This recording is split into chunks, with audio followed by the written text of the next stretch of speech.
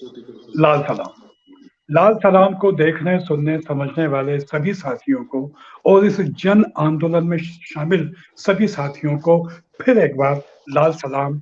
आप सभी को क्रांतिकारी अभिवादन। आपने देखा पिछले कई महीनों से हम हमारे समय के महत्वपूर्ण मुद्दों पे, चिंतन के मुद्दों पे, समस्याओं पे, दिक्कतों पे लगातार बात करते आए हैं और इस लाल सलाम कार्यक्रम के माध्यम से जन भावनाओं की अभिव्यक्ति भी भली भांति हो पाई है। आज भी हम एक महत्वपूर्ण मुद्दे पे बात करने जा रहे हैं। हम जानते हैं कि साहित्य और कलाओं का जीवन में कितना महत्व है, लेकिन साहित्य और कलाओं की सार्थकता इस बात में है कि उनके माध्यम से उनके सामाजिक दायित्व का निर्वहन किस तरह से हो पा रहा है। फोटोग्राफी एक महत्वपूर्ण कला है। कई कई बार तो लगता है कि लिखे हुए शब्दों से ज्यादा महत्व फोटो का होता है। जहां भाषा काम नहीं करती, वहां चित्र काम में आता है। तो इन चित्रों के माध्यम से, इस फोटोग्राफी के कला के माध्यम से हम अपने सामाजिक दायित्व का निर्वहन क्या कर सकते हैं, और अगर कर सकते हैं तो किस तरह से कर सकते हैं। इन सारे मुद्दों पे आज बात करने के लिए हमारे साथ फोटोग्राफी के क्षेत्र की एक योद्धा साथी, जो एक आंदोलनकारी भूमिका के साथ फोटोग्राफी के क्षेत्र में अपना कैमरा एक योद्धा की तरह संभाले काम करती आ रही हैं पिछले कई सालों से, संगीता महाजन जी, जो एक बहुत अच्छी लेखिका हैं, सामाजिक कार्यकर्ता हैं, संगीतज्ञ हैं और ना जाने कितने मोर्चों पे काम करती हैं। तो संगीता महाजन जी, इस लाल सलाम कार्यक्रम में आपका स्वागत है। आपको लाल सलाम। लाल सलाम। लाल जी। तो संगीता जी, जैसा कि आपने इस कार्यक्रम की भूमिका में सुना कि फोटोग्राफी के माध्यम से क्या सामाजिक दायित्व के निर्वहन को किया जा सकता है और इस क्षेत्र में चुनौतियां क्या हैं, इन सारे मुद्दों पे हम आपसे बात करना चाहेंगे।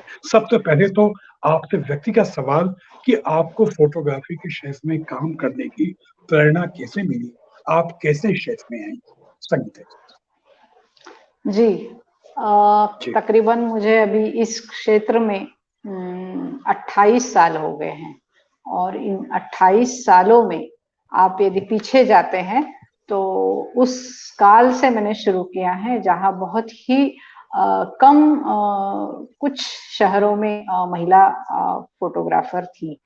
और उस वक्त जब मैंने शुरू किया तो मेरी माँ जो थी वो पूना में कहीं कॉन्फ्रेंस में गई और उसने एक कॉन्फ्रेंस, महिलाओं की कॉन्फ्रेंस थी, उसमें एक लेडी फोटोग्राफर आई और वो अपना फोटो निकाल के पीछे किसी कार्यकर्ता को कह रही थी कि मेरा छोटा बेटा है, मैं जरा जल्दी निकलती हूँ।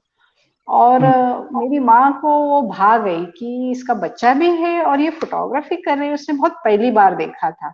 और वो घर आकर मुझे, मैं 10th में जस्ट एग्जाम दी थी और वो कही थी कि बस ये समर में तुम फोटोग्राफी क्लास जाओ। और मुझे उसने नागपुर में कहीं ढूंढ कर 6 महीने के क्लास में रजिस्टर कराया और उस क्लास को मैंने वर्कशॉप को किया। और उसके बाद मैंने 11 से लेकर कुछ भी, कैमरा तो है ही नहीं था, हमारी परिस्थिति भी नहीं थी कैमरा खरीदना और वगैरह, लेकिन कोर्स कर लिया था। तो उसके बाद मैं 11 से ग्रेजुएशन तक छात्र आंदोलन में बहुत ही सक्रिय थी। जेल से लेकर रेल से लेकर सब जगह मोर्चा और आंदोलन और सारा चीज करते रहे। और उसके बाद ग्रेजुएशन के बाद जब लगा कि कुछ काम करना है, कुछ पेट पानी का भी व्यवस्था करनी है, उधर निर्वाह कैसा करेंगे, तो इसलिए मुझे ऐसा लगा कि प्रेस फोटोग्राफी करना चाहिए, करके देखना चाहिए। और फिर एक उधार से किसी से मांग कर कैमरा लाया और उसमें मैंने शुरुआत की। और मुझे जब शुरुआत की तो प्रेस फोटोग्राफी में मेरा अनुभव तो था नहीं, लेकिन मेरे पास एक मेरी पूंजी ये थी कि मैंने छात्र आंदोलन में जो काम किया था, जो मेरी समझ थी समाज के प्रति, समस्याओं के प्रति, उस समझ को मैंने अपने कला के द्वारा जो ढाला, उसमें मैं शायद सक्षम रही और आगे बढ़ते रही। और मुझे बड़े न्यूज़पेपर में मुझे एक चांस मिला और मैंने काम किया।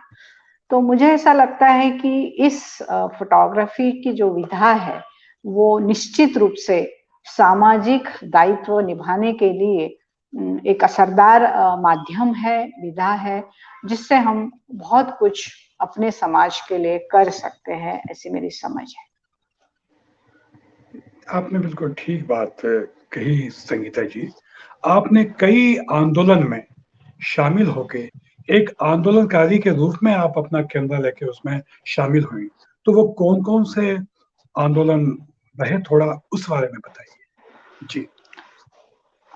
मैं उससे थोड़ा-सा पहले एक ये करूँगी कि इस मेल डोमिनेटेड फ़ील्ड में जब मैं आई, तो बहुत सारा एक अलग-सा उत्साह भी था और जी।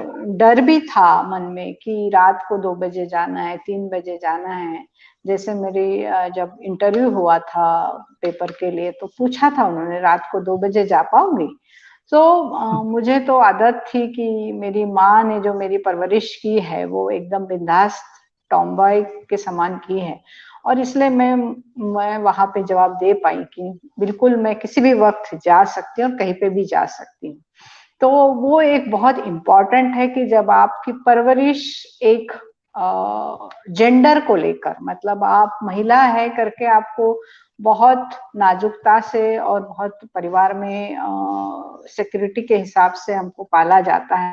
वैसा मेरा हुआ नहीं, इसलिए शायद मेरा जो डेयरिंग था, वो मेरे काम आया और मैं आगे बढ़ते गई और मुझे इस मेल डोमिनेटेड फील्ड में एक्सेप्ट भी किया गया और लोगों ने सराहा भी, लोगों ने मुझे रास्ता भी दिया, मुझे लोगों ने मतलब बहुत हेल्प की, ऐसा मैं हुँ, कहूँगी कि इस फील्ड में लड़कियाँ आना एक तब बहुत ही आश्चर्यकारक एक घटना थी और उसको मैंने मेरी जो गुरु थी, उसको गुरु को मैं धन्यवाद करती हूँ क्योंकि मैंने एक आर्टिकल पढ़ा था हुमायूं वेरावाला, ये अपनी इंडिया की सबसे पहली फोटो जर्नलिस्ट थी दिल्ली की, महात्मा गांधी और उस वक़्त वो फोटोग्राफी करती थी। तो देखकर मैं पढ़कर मुझे एक उत्साह आया था कि वो उस ज़माने में वो कर सकती है तो हम क्यों नहीं कर सकते?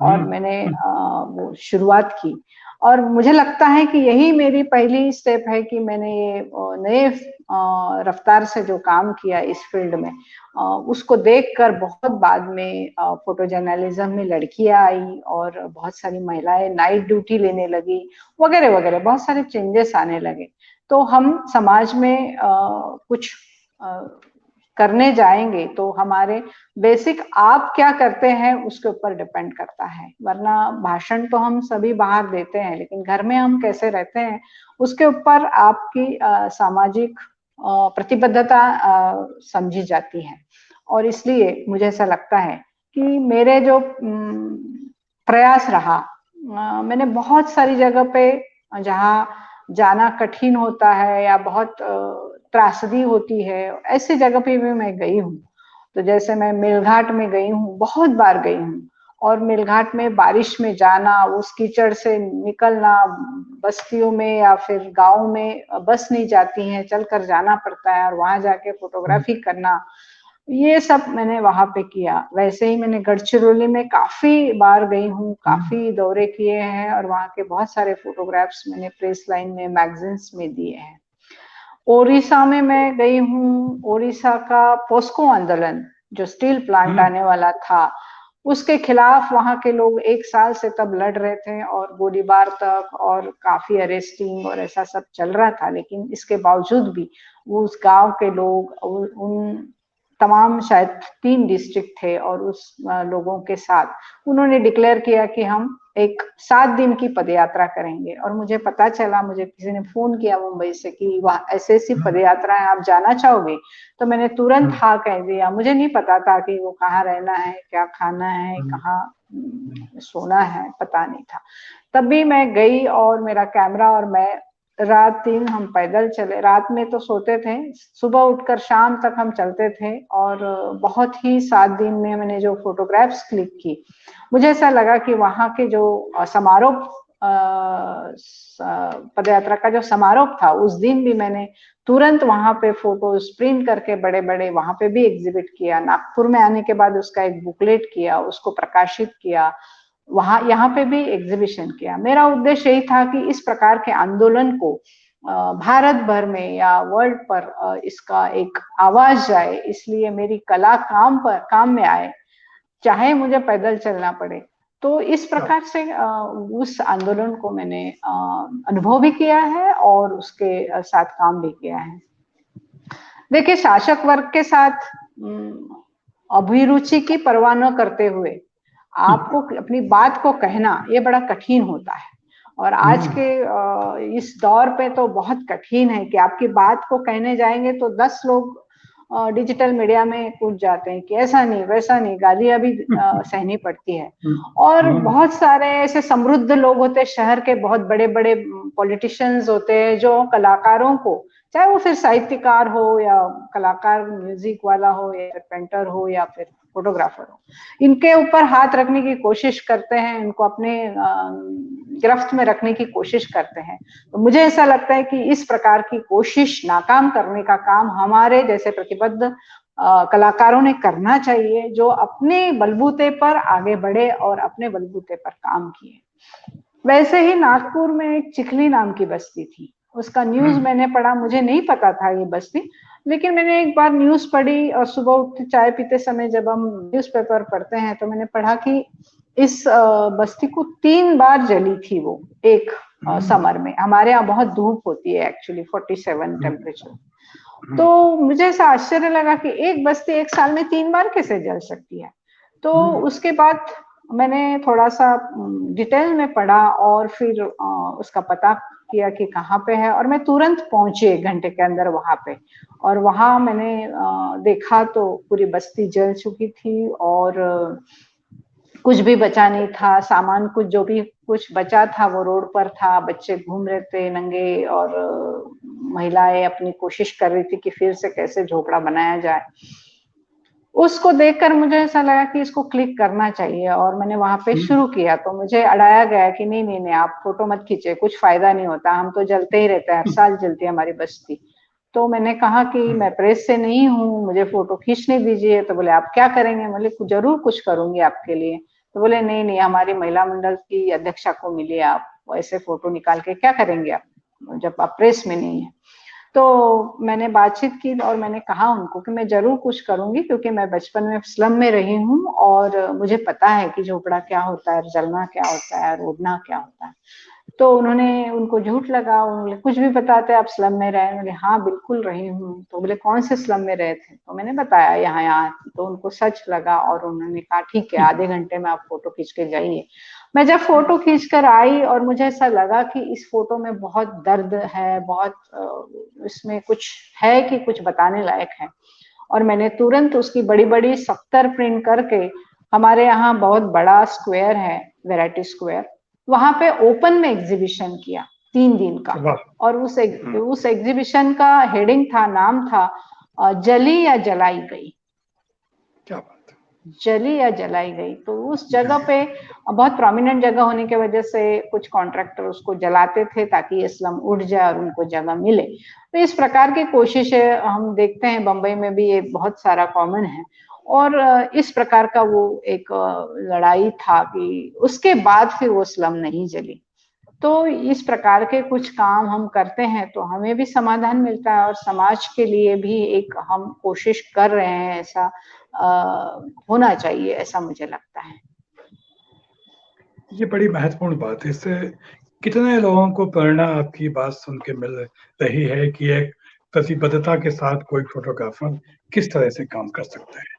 यहाँ मैं आपसे एक बात और पूछना चाहूंगा कि आपने कई ऐसे क्षेत्रों में भी जाके फोटोग्राफी की जहां संभव ना था, संकट की परिस्थितियां थी, और खासतौर पर ऑपरेशन थिएटर में जाके ये काम करना आपने किस तरह से किया? थोड़ा सा इस तरह के बारे में भी आप बताइए जी।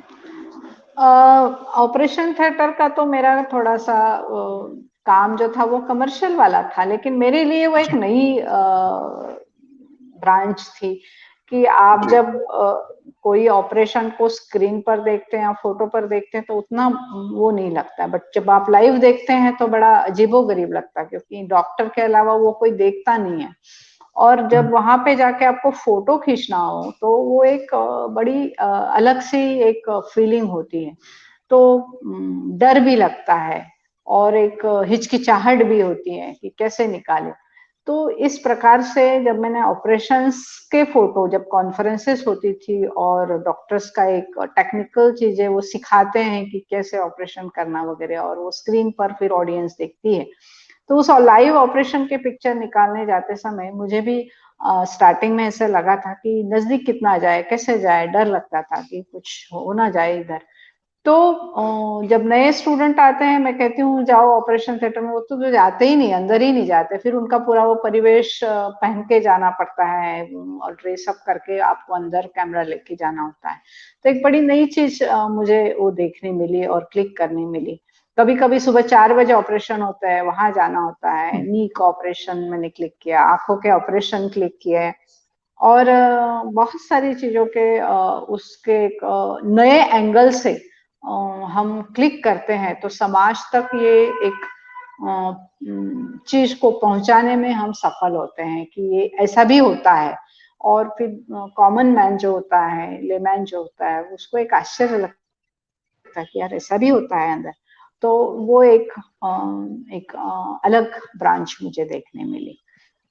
संकट हम उसे नहीं कहेंगे, मेरी जो डेफिनेशन है संकट की या फिर बहुत सारी कठिनाइयों की, वो बहुत बड़ी है, इसलिए शायद मुझे कोई संकट लगता नहीं है, क्योंकि मैंने बचपन जो गुजारा है उसके मुताबिक मुझे बहुत आसान चीजें मिली, ऐसा मुझे लगता है, चाहे वो कितनी भी कठिन हो। तो इसलिए मैं संकट नहीं कहती हूँ, मेरी अपॉर्चुनिटी है, मेरी परीक्षा है और मुझे सीखने मिलता है। क्या बात है, बड़ी महत्वपूर्ण बात है कि ये संकट नहीं सीखने का मौका है, परीक्षा की घड़ी है। बड़ी महत्वपूर्ण बात है। यहाँ मैं आपसे इस तारतम्य में ये पूछना चाहूंगा कि आप जिस प्रतिबद्धता के साथ ये काम कर पा रहे हैं, निश्चित रूप से उसमें एक राजनीतिक चेतना है, आपकी वर्ग चेतना है। वर्ग चेतना का अपना महत्व है। वर्ग चेतना ना होती तो आप इतने जोखिम उठा के ये काम ना करती। आपको क्या पड़ी थी, आप भी बहुत अच्छी नौकरी करती हैं, अच्छा पैसा कमाती और फोटोग्राफी के क्षेत्र में बिजनेस करती, लेकिन आप जो ये प्रतिबद्धता के साथ कर रही हैं, यह आपकी एक वर्ग चेतना है। लेकिन इस काम में सौंदर्य बोध का भी उतना ही महत्व है, सौंदर्य बोध भी आप में है। तो अब मैं यहाँ कुछ सैद्धांतिक प्रश्न करना चाहूंगा कि वर्ग चेतना और सौंदर्य बोध में आप फोटोग्राफी के माध्यम से किस तरह से सामंजस्य कर पाती हैं, और सौंदर्य बोध कभी वर्ग चेतना में बाधक तो नहीं पड़ता, या आपकी वर्ग चेतना कभी सौंदर्य बोध में बाधक तो नहीं पड़ती? ये तो बातें हैं, किस तरह आप कर पाती हैं? जी। बहुत अच्छा प्रश्न आपने किया है कि वर्ग चेतना और सौंदर्य बोध को हम कैसा मिलजुल करते जी। हैं और किस प्रकार से हम चलते हैं। बड़ा टकराव होता है, बड़ा मुश्किल भी होता है। कभी कभी हम अभी डिजिटल मीडिया में देखते हैं कि हम जिस तस्वीर को देखना चाहते हैं वो बहुत सजी हुई, सौंदर्य भरी हुई, बहुत अच्छी अच्छी चीजें लोग देखना चाहते हैं, उसको बहुत बड़े लाइक्स आते हैं। लेकिन हम किसी फटे हाल की तस्वीर डालते हैं या कुछ लिखते हैं तो उसको लोग पढ़ना भी नहीं चाहते, उसको देखना भी पसंद नहीं करते हैं। तो ये बड़ी वास्तविकता है कि वास्तविकता को हम दिखाते हैं तो लोग नजरअंदाज करना शुरू करते हैं, लेकिन यही हमारी वास्तविकता है। तो इसलिए हम दोनों का तालमेल करके हम कलाकार कैसे बैलेंस कर सकते हैं, ये हमारी सचमुच में परीक्षा होती है।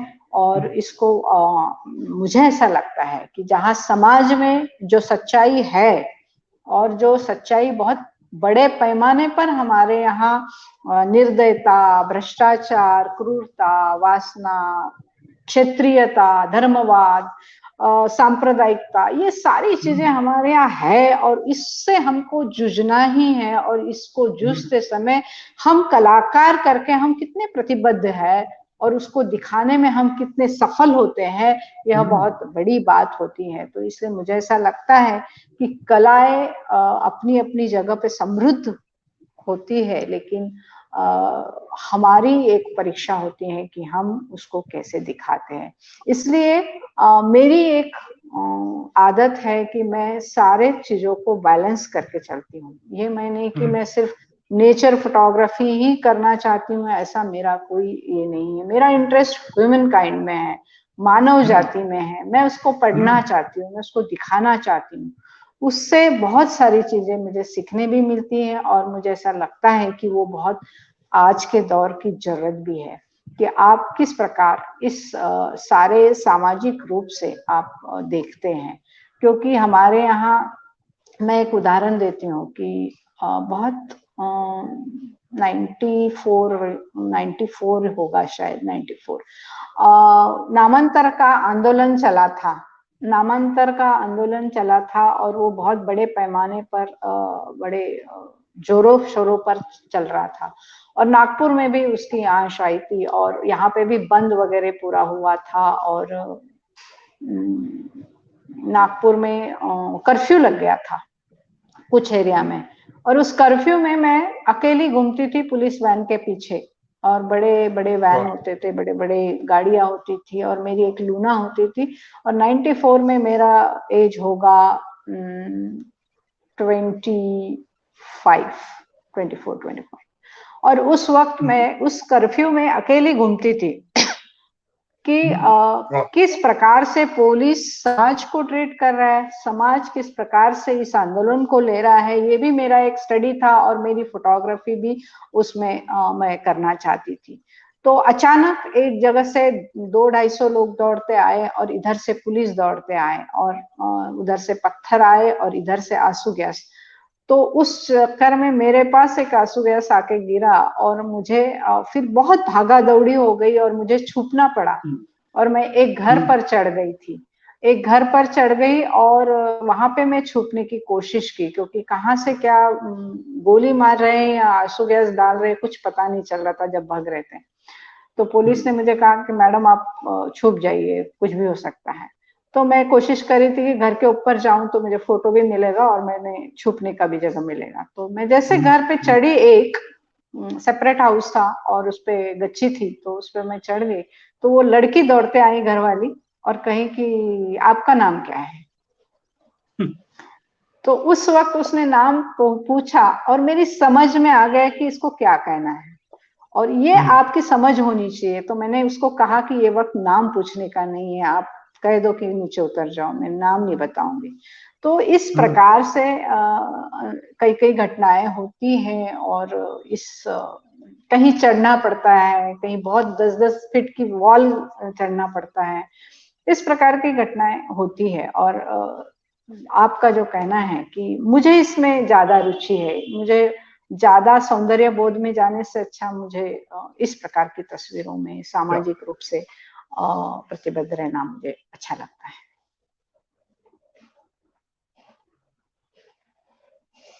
वैसे ही नागपुर के हॉकर्स की भी, महाराष्ट्र के हॉकर्स की जो फुटपाथ दुकानदार होते हैं जो छुटपुट चीजें बेचते हैं, उनकी स्थिति को लेकर मैंने डिजिटल मीडिया में सीरीज चलाया और उनका क्या सोच रहती होगी, उनको कैसे पुलिस ट्रीट करती है, लोग कैसे ट्रीट करते हैं। जब कार खड़ी रहती है उतनी 4 चक्के वाली, उसे कोई कुछ कहता नहीं है, लेकिन जब ठेला खड़ा रहता है 4 चक्के का तो उसको हटाया जाता है, जबकि वो अपने मतलब समाज के लिए होता है, हम ही लोग खरीदते हैं।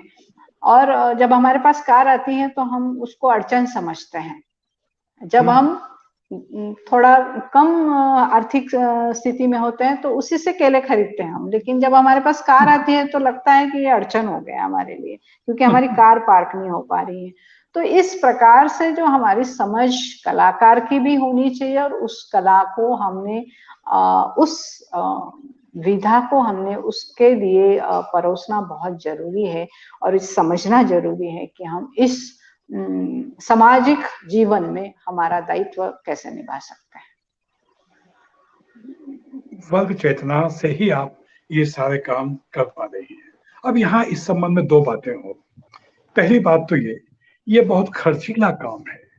क्या कभी कोई आर्थिक बाधा आपके काम में आई? और यदि आर्थिक संकट आया तो आपने उसको कैसे किया? जी।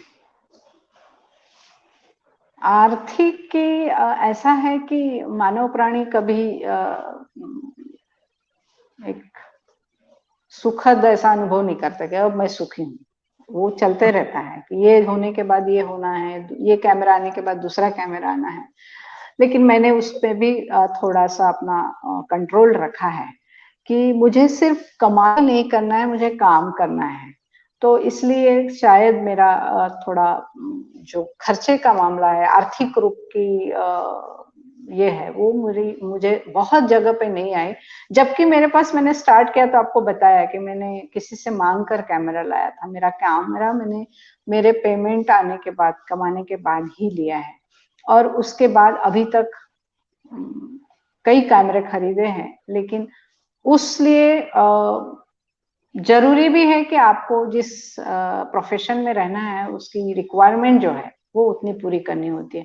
रिक्वायरमेंट अनगिनत होती है, लाखों करोड़ों रुपए का भी आप सामान लेते हैं, लेकिन मैंने ऐसा किया नहीं क्योंकि मेरी वो फ़ितरत नहीं है। मुझे बहुत लोग बोलते हैं कि मुंबई क्यों नहीं गई, दिल्ली क्यों नहीं गई, लेकिन मुझे अच्छा नहीं लगता। मेरे शहर में मैंने काम करना है, मुझे भागना-दौड़ना नहीं है सिर्फ, मुझे काम करना है। तो काम मुंबई, दिल्ली में नहीं किया जा सकता है। मुंबई, दिल्ली में सिर्फ भागा-दौड़ी होती है और काम कम होता है। तो इसलिए मेरा जो आर्थिक विभाग रहा है, वो और एक मैं बात बताना चाहूँगी आपको कि मेरे जो सहजीवन साथी है, वो फुल टाइम एक्टिविस्ट है। मतलब वो हाँ, कोई भी प्रकार की नौकरी नहीं करते हैं। और जब हमने शादी किया, उसके बाद हमने कमिटमेंट किया कि मैं आर्थिक बोझ सँभालूँगी और वो समाज के लिए काम करेंगे। और ये वाह! हमारा कमिटमेंट अभी 29 साल में भी चल ही रहा है। तो इसलिए मेरा एक परिवार जब शुरू हुआ तो एक रूम से शुरू हुआ और अभी धीरे-धीरे हमने जो भी मैंने आर्थिक रूप से, लेकिन मेरा ऐसा है नहीं कि मेरे घर में बहुत बड़ा स्क्रीन टीवी मेरे घर में 18 साल टीवी नहीं था और बहुत बड़ा टीवी चाहिए या बहुत बड़ा सोफा चाहिए और बहुत लैविश रहना है, ऐसा मेरा कोई ख्वाब नहीं है। मेरा काम मेरा सारी इन्वेस्टमेंट है और मेरा काम ही मेरा बैंक बैलेंस है। हुँ, क्या बात है! आप मेरा काम ही मेरा बैंक बैलेंस है, बड़ी महत्वपूर्ण बात आपने कही। यहाँ जब आपने परिवार की बात करी, तो परिवार की जो ज़िम्मेदारियाँ भी होती हैं, क्या परिवार आपके काम में कभी बाधक बना? बिल्कुल भी नहीं। मेरा परिवार बहुत अच्छा है और ये सिर्फ़ कहने के लिए नहीं। मेरे सहजीवन साथी जो है वो बहुत ही मतलब लाखों में एक मिलते होंगे ऐसे हैं और जो बधाई! समझ समझ का, और मेरी माँ भी, मेरी माँ हुँ, ने मुझे जो परवरिश दी है, वो बहुत ही बेहतरीन दी है। उसने मुझे बचपन से कभी मतलब बंधन में नहीं रखा। उसने टाइमिंग जो होती है उसको बहुत खोल कर रखा है और मैंने भी उतना उसको रिज़ल्ट भी दिया है। और इसलिए शादी होने के बाद भी मुझे ऐसा कहीं नहीं लगा कि यार मैं अब निकल नहीं पा रही हूँ या फिर मैं जा नहीं पा रही हूँ, ऐसा कभी नहीं लगा। मैं आज भी घर पे मुझे कोई बंधन नहीं है कि मुझे जाना ही है। मैंने सोचा कि आज इधर रुकना है और मुझे ये काम करना है और सुबह 5 बजे जाना है, तो मुझे कोई बंधन नहीं है। ये काम आपका घर का करके आप फिर जाओ, ऐसा कुछ भी बंधन मेरे पास नहीं है। और घर के सारे लोग, मतलब मायके से लेकर ससुराल तक सारे सहयोग वाले हैं और इसलिए शायद मैं बहुत अच्छा काम करने की कोशिश करती हूँ। ये इन बातों से कई-कई लोगों को सीखने को भी मिलता है कि एक काम करने वाले के साथ किस तरह क्योंकि परिवार को एक नेचुरली जो टीम वर्क से लीडर करना है। महिलाएं किसी भी क्षेत्र में काम करने जाए तो निश्चित रूप से परिवार का बहुत बड़ा रोल होता है और वो रोल अदा करते समय कहीं ना कहीं तो झलकता है उनका कि अरे तुम बहुत ज्यादा, मतलब क्या कहते हैं कि तुम्हारी सीमाएं पार कर रही हो, ऐसा कहने का कहीं ना कहीं निकलता है। लेकिन मेरे परिवार में ऐसा कहीं नहीं है। क्योंकि मेरा रहन सहन, मेरा पहले मैंने बॉयकट और सारी चीज रहन सहन मेरी बहुत टॉम्बॉय थी, और उसको लेकर भी कोई मेरे ससुराल वाले या मेरे कभी किसी ने कोई ऐसा बोला नहीं कि ऐसा क्यों नहीं करती या वैसा नहीं करती। किसी भी मामले में सामाजिक रूप से भी, आर्थिक रूप से भी, और सारी चीजों को संभालते हुए हमारे परिवार ने मुझे सहयोग किया, इसलिए भी मैं यहाँ तक आ पहुंची। क्योंकि जी जनरली पुरुषों का होता है कि मैं उसको फ्रीडम देता हूँ। भाई आप कौन होते हैं फ्रीडम देने वाले? हर इंसान की अपनी एक फ्रीडम होती है। तो ये एक सेंटेंस ही गलत है कि मैं उसको जाने देता हूँ। जाने देता हूँ यानी वो जाने देना, तुम्हारा परमिशन कौन मांग रहा है? तो इसलिए ये समझ दोनों में होना बहुत जरूरी है, और उस समझ के साथ ही हम काम, इस प्रकार का काम कर सकते हैं। सिर्फ क्योंकि मेरा उद्देश्य तो सिर्फ पैसे कमाना नहीं है। घर वाले ये भी बोल सकते हैं कि तुम भाई काय को ओडिशा जा रहे, अपना पैसा खर्चा करके। बीड़ में मैंने सूखे में काम किया है, मैं खुद की गाड़ी वहां पर बनाकर अपना घूमी हूँ, फोटोग्राफ्स निकाली हूँ। यहाँ आके फिर उसको कहाँ देना है नहीं देना है वो पता नहीं था मुझे, लेकिन मैं गई हूँ। केरला फ्लड के बाद में वहाँ की सिचुएशंस को स्टडी करते हुए, फोटोग्राफी करते हुए 6-7 दिन घूमी हूँ। ऐसे अलग अलग जगह पे मैं जाते रहती हूँ और अपना काम करती हूँ। संगीता जी, ये जो समय संकट का समय है, जी भारत फांसीवाद के शिकंजे में फंस चुका है। महंगाई बढ़ रही है, गरीबी बढ़ रही है, बेरोजगारी बढ़ रही है, और कोरोना के जो संकट ने देश की आर्थिक व्यवस्था को अस्त व्यस्त कर दिया। तो ऐसे संकट के समय में एक फोटोग्राफर के रूप में आपके सामने चुनौतियां क्या हैं? किन चुनौतियों को लेकर आप इस समय काम करना चाहेंगे, खासतौर पर वर्तमान स्थिति में? आप बताइए। देखिए, अभी तो कोरोना काल में और हमारे भारत में भी और भी संकट उभर कर आ रहे हैं। तो जी इसमें निश्चित रूप से हर व्यक्ति को एक चुनौती अलग अलग रूप से है। जी शायद यंगस्टर्स को तो ज्यादा चुनौती है, जो युवा अवस्था में है, जो पढ़ाई कर रहे हैं उनको भी एक अलग चुनौती है। कलाकारों के सामने एक बहुत बड़ी चुनौती है, क्योंकि कोरोना ने तो सारा चीज बंद ही कर दिया है। हम लोग तो बंदिश हो गए घर के अंदर और कुछ कर नहीं पा रहे हैं। इसके बावजूद भी हम मैं खुद मतलब मैं जो क्लासेस लेती हूँ फोटोग्राफी के, उसके जो स्टूडेंट है वो अलग अलग फील्ड के होते हैं। तो उनकी मानसिक हेल्थ अच्छी रहे, इसलिए हम फोटोग्राफी के लिए उनको ऑनलाइन, जब लॉकडाउन था तो हम लोगों ने बहुत सारा काम करवा लिया कि आज इस पर काम करिए, आज इस लाइट पर काम करिए, आज उस ऑब्जेक्ट पर काम करिए। बिजी रखा, एक हैप्पीनेस भी मिलते रहे। कला इसीलिए होती है कि थोड़ा उनको अपने रूटीन काम से अलग कुछ काम करने से एक ब्रेन को शांति मिले, अच्छा लगे, हैप्पीनेस मिले, ये इसके लिए भी होती है। तो चुनौतियां बहुत बड़ी है, और इस चुनौती में हम लोग मतलब आने वाले पीढ़ी को भी संवारना है।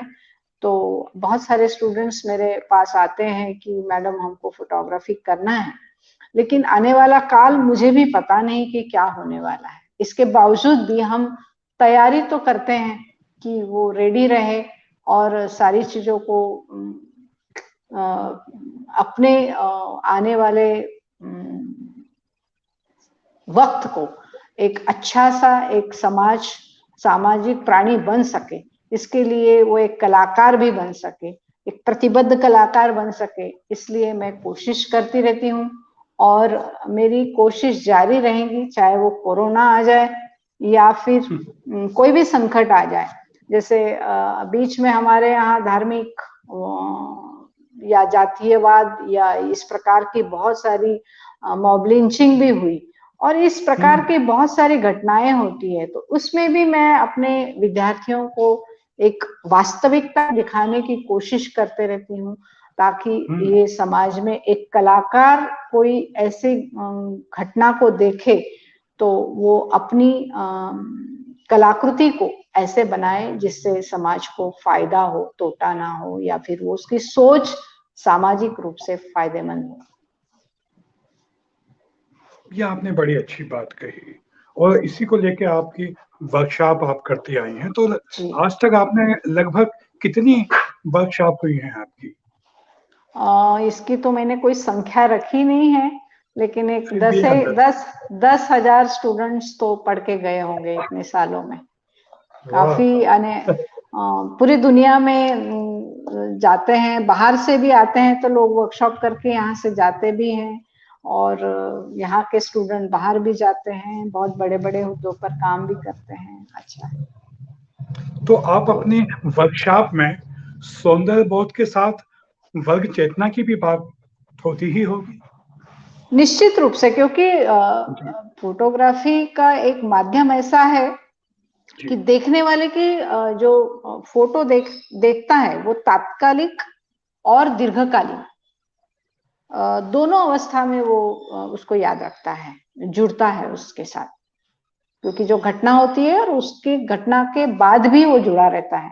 तो इसलिए वो बहुत जरूरी है कि आपको जैसे हमने फूल देखा और फूल को भूल गए, ऐसा नहीं होता है। उसको हम याद रखते हैं, या फिर कोई घटना हो रही है उसको हम याद रखते हैं और घटना भी सामने रहती है हमारे। तो इसलिए उसे उसको जोड़ना, किस प्रकार से आपको उस विधा के साथ जोड़ना होता है, उसकी उस मूवमेंट के साथ उसको कैसे जोड़ना, उसके लिए आपको उसको एक समझ तो देनी ही पड़ती है। बगैर समझ के आप फोटोग्राफी नहीं कर सकते। जिसकी समझ अच्छी हो, जिसका रीडिंग हैबिट भी होनी चाहिए। रीडिंग समझ तभी बनेगी जब हम कुछ पढ़ेंगे, कुछ लिखेंगे, हुँ, तभी हमारी हुँ। समझ भी बनेगी। समझ अपने आप नहीं बनती है, समझ बातचीत सुनने से बनेगी या पढ़ने से बनेगी तब।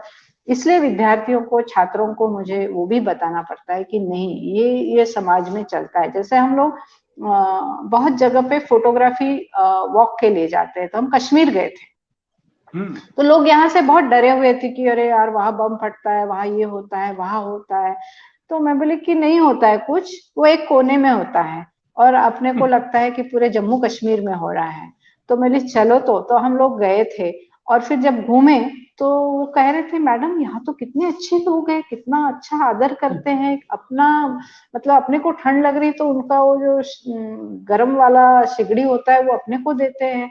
बहुत अच्छे हुँ, लोग हैं यहाँ पे। तो बोले ऐसे ही होता है, हम टीवी में ये सारा चीज देखते हैं और अपनी समझ बनाते हैं, तो टीवी हुँ। सबसे पहले देखना बंद करो।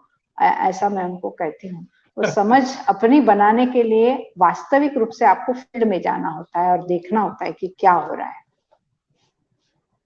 आपका और ये फोटो भी। केंद्रीय वाक्य ये केंद्रीय वाक्य आपका बड़ा महत्वपूर्ण है कि अच्छी समझ से ही अच्छी फ़ोटोग्राफ़ी हो सकती है। इसको जी। कोई भूल नहीं सकते। बड़ी महत्वपूर्ण जी। आपने बात कही। तो जी। संगीता जी, एक कैमरे के माध्यम से किस तरह एक योद्धा की तरह युद्ध लड़ा जा सकता है, इस युद्ध को आपने जीवन में जी के बताया है। हमारे सामाजिक दायित्व को किस तरह एक फ़ोटोग्राफ़र कर सकता है, वो आपने करके बताया। ये बड़ी महत्वपूर्ण आपसे बातचीत हुई।